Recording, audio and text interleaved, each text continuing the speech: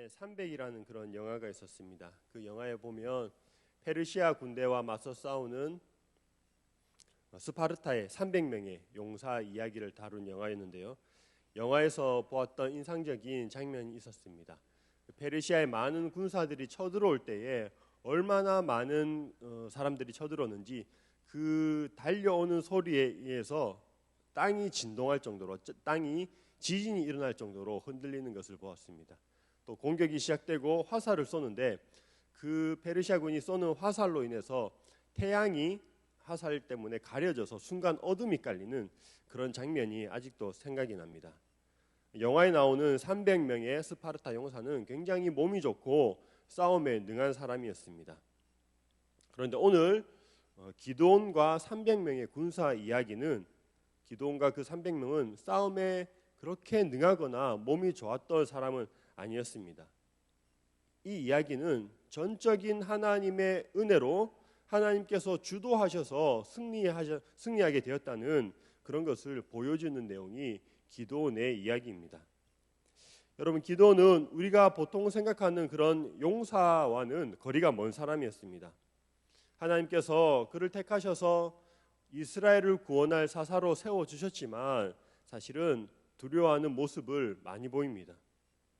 하나님께서 승리를 말씀하셨지만 계속해서 의심하고, 그래서 하나님을 시험하는 그런 장면도 나옵니다. 오늘 읽었던 본문의 앞 본문을 보시면 그 유명한 양털 시험이 있죠.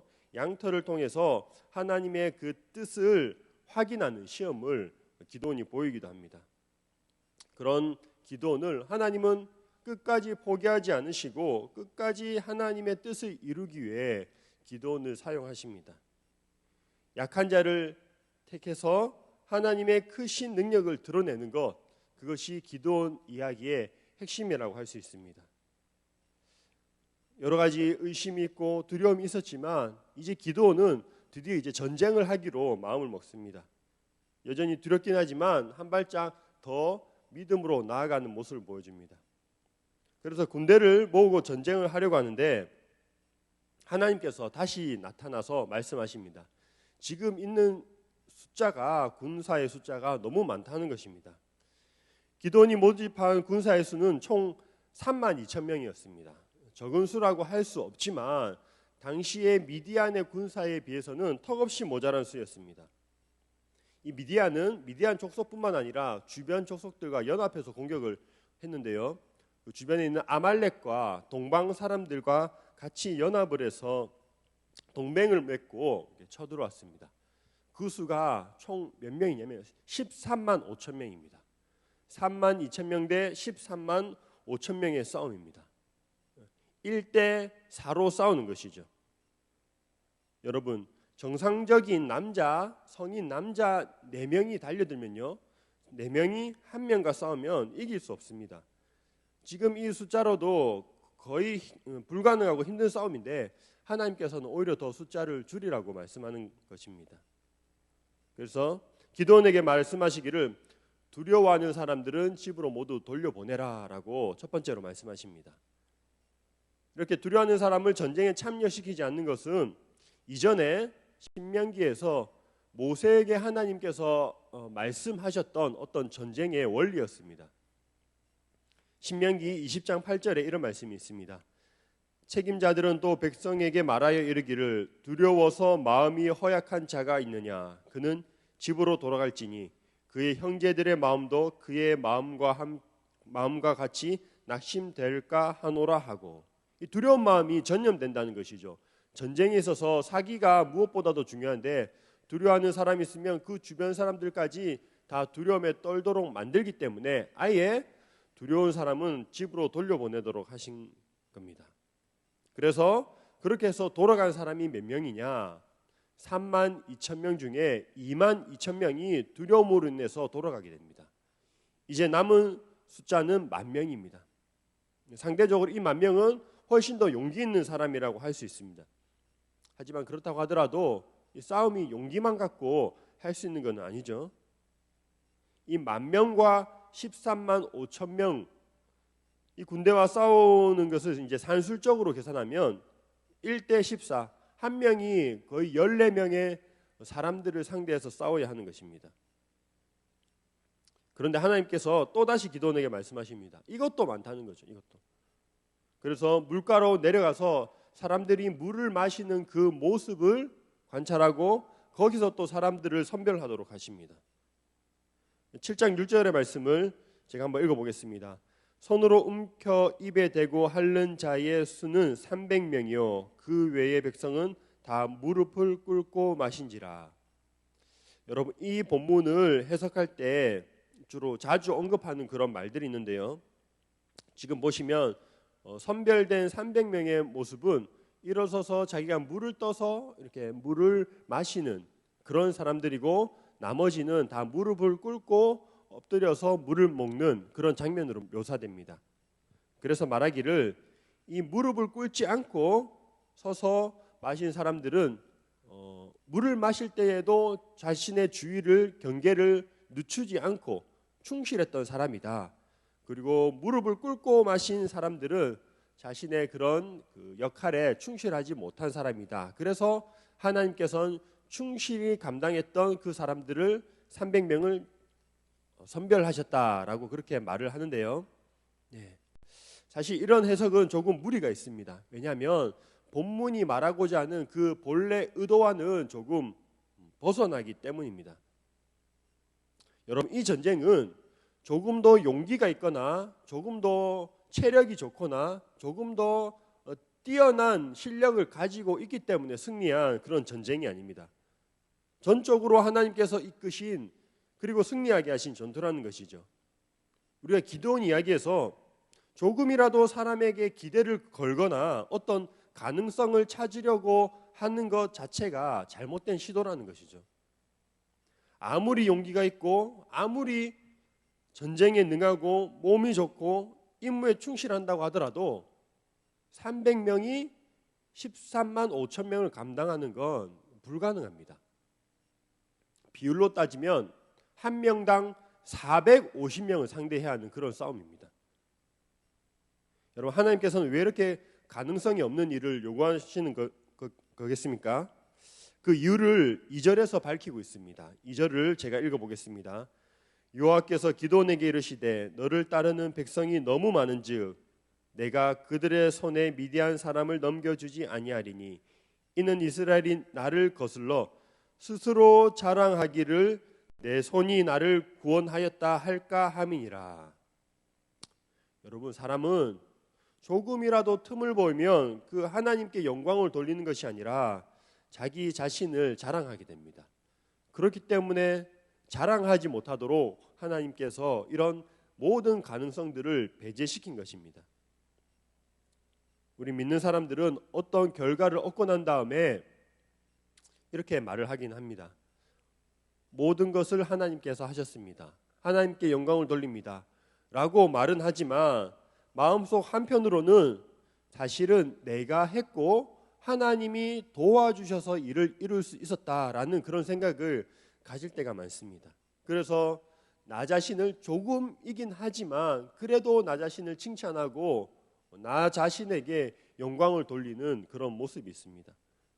내가 수고해서 얻은 결과, 그래도 나의 노력이 조금이라도 단 1%라도 들어갔기 때문에 하나님께서 도운 것이지, 그래서 내가 이 일을 이룬 것이지라고 생각을 한다는 것이죠.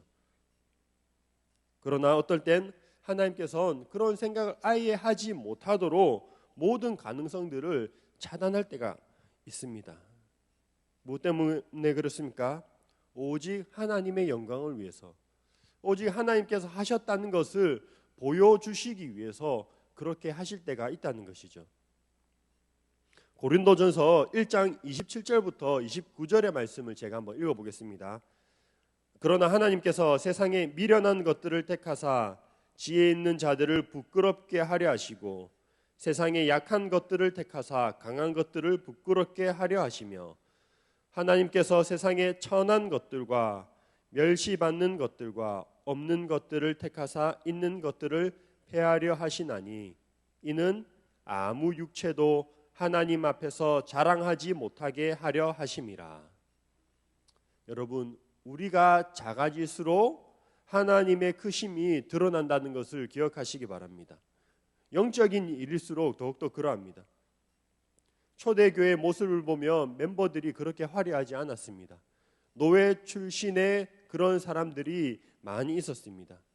그런 미련하고 약한 사람들을 통해서 하나님께서는 하나님의 일을 이루어 가셨습니다. 오늘날 교회도 마찬가지입니다. 힘 있는 사람들이 이끌어가는 곳이 교회가 아닙니다. 연약한 사람들을 통해서, 그리고 세상에서 멸시받는 그런 사람들을 통해서 오늘날에도 하나님께서 그 뜻을 이루어가고 계신 줄로 믿습니다. 여러분, 요즘 이 마케팅 기법이 얼마나 발달했습니까? 심리학과 접목시켜서 사람들을 여러 가지 방법으로 호기심을 자극합니다. 그런데 교회는 어떻습니까? 여전히 이 전도라는 이 미련한 방법을 통해서 지금도 구원을 베풀고 계십니다. 어떤 화려한 언변과 마케팅적인 어떤 기술이 아니라 전도라는 오래되었지만 이 구식의 방식을 통해서 지금도 하나님께서 구원을 베풀고 계시다는 것이죠. 왜 그렇습니까? 하나님이 하셨다라는 그런 고백을 듣길 원하시는 것입니다. 여러분, 기도는 하나님께서 말씀하셨는데도 여전히 두려워하는 마음이 잘 가시지 않았습니다. 그런데 생각해 보면요, 우리도 이와 같은 상황이라면 아마 똑같은 반응을 보이지 않았을까, 두려워하지 않았을까라는 생각을 해보게 됩니다. 450대 1의 싸움입니다. 그냥 죽으라는 것이죠. 그 앞에 조금도 두려움 없이 당당한 사람이 과연 몇 사람이나 있겠습니까?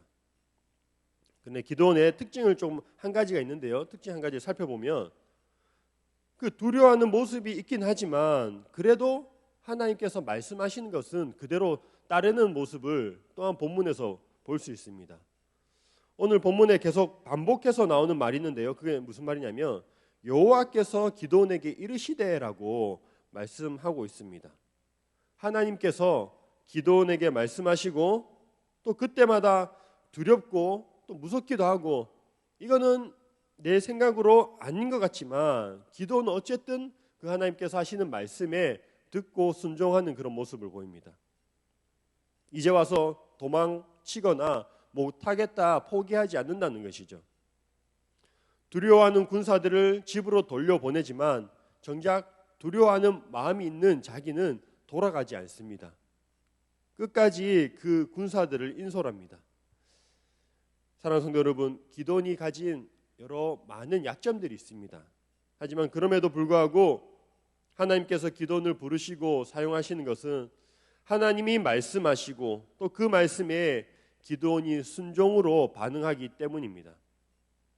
의심하고 두려워하긴 했지만 어쨌든 하나님의 말씀에 순종하기 때문에 하나님께서 역사하고 계신 것이죠.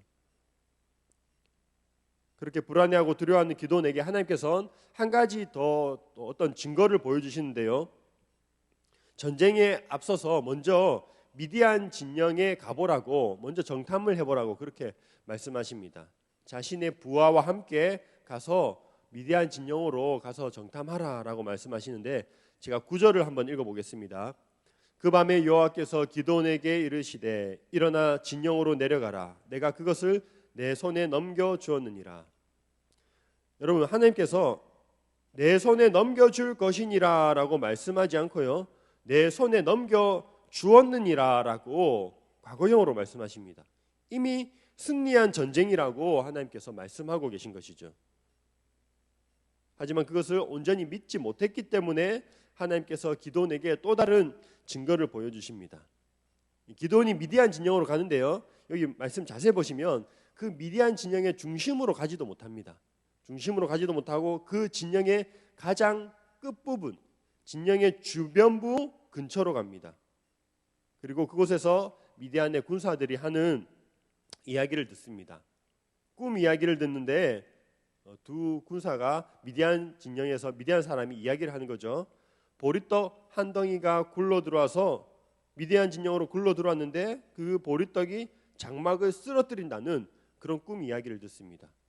그리고 그 미디안 사람들이 해석하기를 그 보리떡이 바로 기드온이고 하나님께서 미디안을 기드온의 손에 붙이셨다 라는 것을 직접 그 적들의 입을 통해서 기드온이 듣게 된 것이죠. 용기 없어 하는 기드온에게 하나님께서 다시 한 번 더 확신시켜 주시고 용기를 심어 주십니다. 여러분, 이런 모습을 보면 하나님을 시험하고 의심하고 또 두려워하는 그런 기드온을 끝까지 붙들어가는 하나님의 모습을 볼 수 있습니다. 참 끈질긴 하나님이다라는 그런 생각이 듭니다. 어쨌든 한번 택한 사람을 그 사람을 통해서 하나님께서 일을 이루어 가고 계신 것이죠. 사랑하는 성도 여러분, 기드온처럼 이 시대에도 우리를 통해서 하나님께서 원하시는 그러한 일들을 이루어 가고 계신 줄 믿습니다. 나 자신의 어떠함, 우리의 어떠함과 상관없이 하나님께서 하나님 자신의 영광을 위해서 미련하고 부족한 우리를 통해 여전히 하나님께서 일하고 계신 줄 믿습니다. 그렇기 때문에 우리 자신의 연약함과 부족함, 그것을 바라보는 것이 아니라 또 우리의 눈앞에 놓인 그런 상황들을 바라보며 두려워하는 것이 아니라 조금 더 눈을 들어서 주님을 바라보기를 원합니다. 나 자신에게서 어떤 가능성을 찾으려고 하지 말고 오직 하나님께만 가능성을 두며 믿음으로 순종하는 우리 모두가 되길 주님의 이름으로 축원합니다.